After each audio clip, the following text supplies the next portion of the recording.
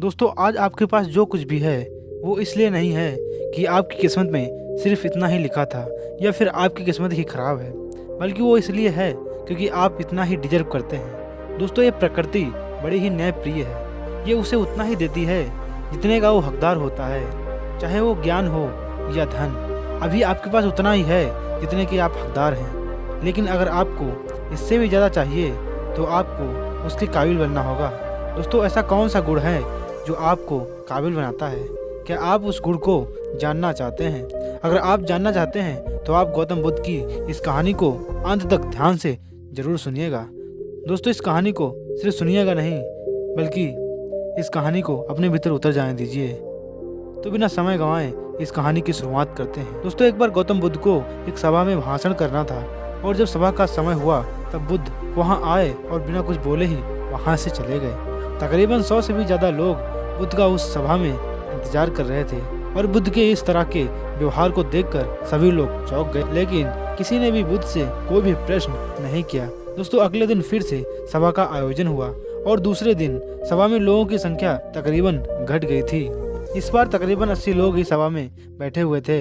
बुद्ध सभा में आए, लेकिन इस बार भी बुद्ध ने वही किया, यानी इस बार भी बुद्ध वहां आए और बिना कुछ बोले वहां से चले गए। लोग दोबारा से चौंक गए, लेकिन किसी ने भी बुद्ध से कोई भी प्रश्न नहीं किया। अगले दिन सभा का आयोजन फिर से किया गया, लेकिन इस बार भी लोगों की संख्या और भी ज्यादा घट गई। इस बार सभा में केवल 50 लोग ही आए हुए थे। बुद्ध सभा में फिर से आए और उन्होंने इधर उधर देखा और बिना कुछ बोले ही सभा से चले गए। उसके बाद कुछ लोग क्रोधित भी हुए, क्योंकि लोग अपना काम छोड़ कर आए हुए थे, लेकिन किसी ने भी बुद्ध से कोई भी प्रश्न नहीं किया।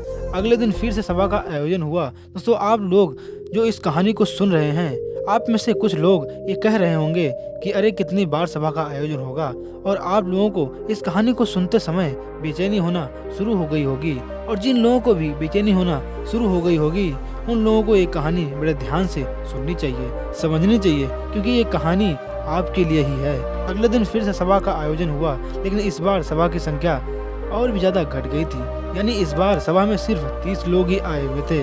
फिर उसके बाद बुद्ध सभा में आए और मुस्कुराए और फिर से बुद्ध ने वही किया, यानी बिना कुछ बोले ही वहां से चले गए।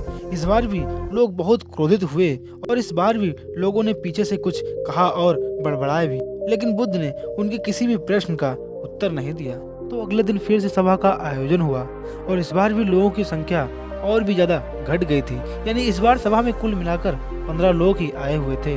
इस बार भी बुद्ध सभा में आए, लेकिन इस बार बुद्ध ने अपना आसन ग्रहण कर लिया और बुद्ध बोले और बुद्ध ने उन 15 लोगों को उपदेश दिया और वो 15 लोग ही बुद्ध के भिक्षु बन गए।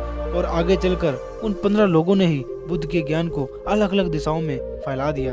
फिर एक दिन बुद्ध से किसी ने पूछा कि बुद्ध, आप कई दिनों तक बिना बोले सभा से क्यों चले जाते थे?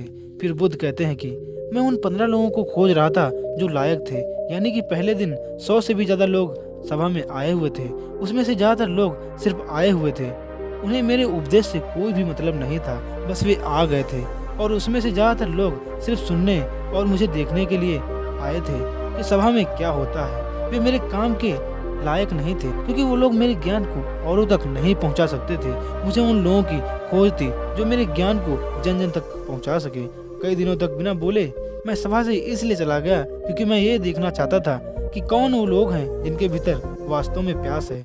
जिन लोगों के भीतर वास्तव में प्यास थी वे लोग अंत तक जरूर रुके, और जो लोग बस ऐसे ही आ गए थे वे लोग पहले या दूसरे दिन ही चले गए। जिनके भीतर धैर्य था उन्हें मुक्ति का मार्ग भी मिला, और जो लोग जल्दबाजी में थे वे लोग अब घर बैठे हुए हैं। सवाल ये नहीं है कि मैं तुम्हें क्या दे सकता हूँ, बल्कि सवाल ये है कि तुम क्या ले सकते हो। तुम्हारा पात्र कितना बड़ा है और कितने के तुम हकदार हो। जितने के तुम हकदार हो उससे ज्यादा तुम्हें नहीं मिलेगा। फिर वह व्यक्ति पूछता है कि भगवान, लायक कैसे बने? फिर बुद्ध कहते हैं कि मन के द्वारा जिस व्यक्ति के अंदर धैर्य होता है वह अपने जीवन में कुछ भी पा सकता है। सभा में जितने लोग आए हुए थे और उसमें से अंत तक वही लोग रुके जिनके अंदर धैर्य था।